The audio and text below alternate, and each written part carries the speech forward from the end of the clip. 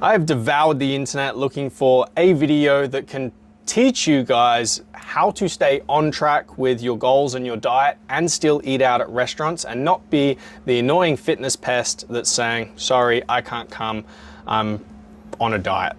So I couldn't find anything, therefore we're filming this. Let's get into it.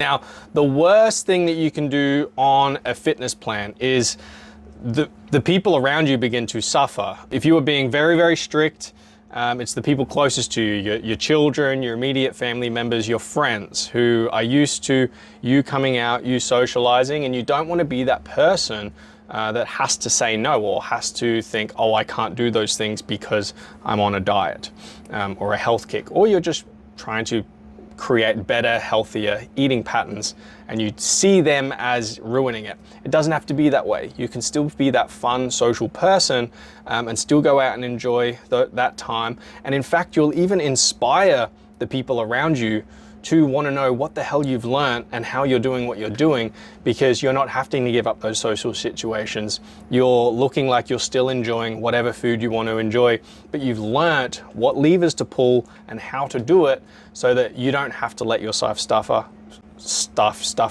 life suffer, and you can still enjoy yourself, stay on track and keep hitting your goals, but do it in a much happier mood than the person that does go 100% in and restrict their lifestyle and habits and things like that, and probably lose friends in the process. Now, we've got 15 different tips for you guys, and those 15 tips will go a long way to helping you eat out at restaurants, eat out as often as you like, not saying no to social occasions, and helping you still come back and stay on track, or at least not veer as far off track as maybe you used to. And really help you still achieve your goals without being that painful person that's on a diet so they can't come. Tip number one, plan ahead if you can. Think on, or let's say it's a Monday, what are we doing on the weekend? Where are we going on the weekend? What restaurants can I do?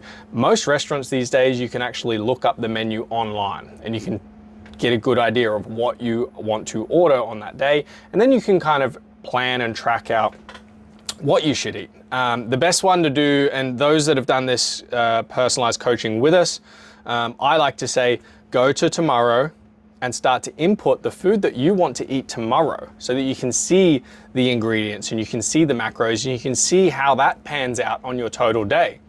Now, it's probably not going to be at 100%.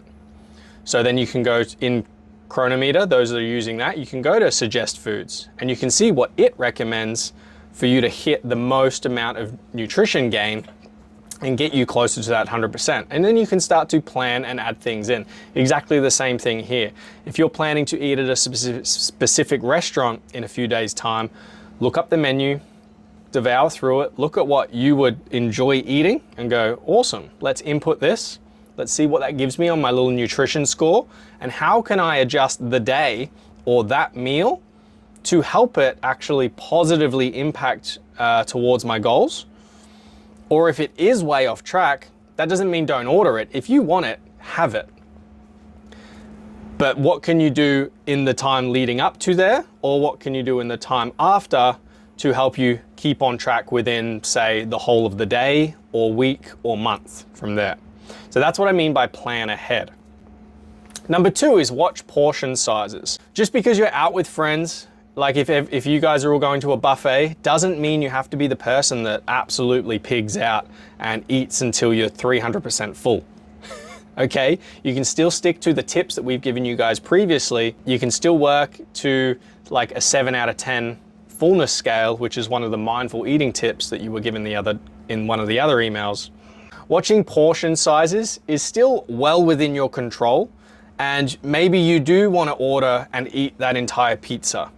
But I would highly suggest that you listen to those hunger signals, you enjoy the moment with friends, family, whoever you are out with, and you do try to stay in control of your portion sizes, because the only way you can go over the portion sizes is by putting that food in your mouth yourself. So you are entirely in control of that behavior.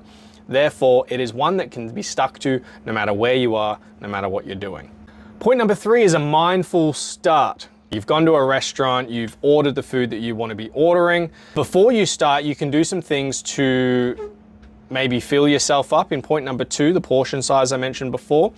Things like drinking a glass of water before you eat will help the satiation in your body, so therefore could help you eat less calories. Things like if there's sides in there, so if a salad comes out as a side, devouring the colorful fruits and vegetables so that you're getting a lot of micronutrients in and feeling a lot of maybe nutrient deficiencies before the meal starts, which again will help you feel fuller faster before the main comes out. Point number 4 is try to get grilled over, say, deep fried, crumbed, things like that. So if you're going out and there's like a chicken schnitzel, this is a common one I see, and then there's also chicken, like broiled or grilled chicken breast, maybe take the chicken breast option. So it could be the exact same cut of meat, but just in the preparation stages of it, you're saving yourself a lot of unnecessary calories because it's not battered, soaked in bad oils, and then cooked in bad oils that you're then ingesting as well. You've ordered the chicken because you want the meat and you want the protein and you want the nutrition that food provides. Yes, I understand that the crumb schnitzel of it might be absolutely delicious, but a smarter option if you do want to focus on that would be to get the grilled version instead of the fried version for that sake. But going back to what I said at the start, it's one night out. It's not going to equal much in terms of the long span of these new habits that you've created. So don't feel bad if you're like, no, I want the fried food. Just make sure it isn't coming into a regular occurrence. It's just eating out at this one random time with your friends and not being the weirdo that has to order something else on the side because you're on a diet. Tip number 5 is customization. Knowing that just because it's on the menu doesn't mean you can't customize it. And customizing is an excellent way to reduce the total amount of calories because you will more so than not be able to remove sauces or those added sugars and things like that. Instead of just removing the entire meal, you can just take out little parts of it. Number 5, I sort of touched on this with the chicken example, is opt for lean proteins over others. Another example is during the week, I have a chicken breast omelet most mornings. So getting some lean, good sources of protein in early rather than opting for like bacon, where it's still a protein source. Yes, it is less grams per thing, but lots more saturated fats and not necessarily going to be the best thing for you hitting your goal continuously. So better to opt for leaner proteins on the menu so that you can, within your entire day, week, month, still fall under those targets and within your goals. Tip number 8 is to load up on vegetables. Doesn't matter whether you prepping and cooking your vegetables at home or out in a restaurant, the veggies are very, very similar. Veggies are good wherever they are, unless they've just thrown them in a deep fryer and you're consuming them that way. I don't know where does that, but if that's your thing, okay, have it once, not every day. But please, when you go out, load up on vegetables. So if you're reading through a menu, the example I used before, the big breakfast. So if you're looking at a big breakfast and then on the other side of the page, it's like a garden salad with all these vegetables or a Mediterranean dish or something like that, load up on the veggies as often as you can. Number 9. Avoid liquid calories. The best way is to avoid liquid calories, meaning have water when you're out. That's 0 calories. You can have as much of it as you want. It's going to hydrate you. It's going to satiate you. It's going to help you digest your food. But if you are having coffees, beer, wine, other spirits like that, try to keep track of the amount that you have and try to stay on the same one. That's going to make it much easier for you to want to track it. If you start off with beer and then you go to spirits and then you're finishing off with wine, not only are you going to have a dirty hangover the next day, but it's also going to go, oh my God, this is hard. There's no way I can track this. And you're going to fall into the trap of not wanting to track it and going, I'll pick this up on Monday, which is one of the worst things you can do. Even if you go off track, it's best to track it. So at least you can see the general picture of what's going on. And if a coach is helping you with your nutrition, they can get an idea of what's happening. And then as they see what your weight's doing and what the trend is doing, they can refer back to that and make sense of why things are happening, and then even refer back to that and help teach you those 12 beers, 6 vodka shots, 1 Hennessy shot and 4 wines are why this is happening here.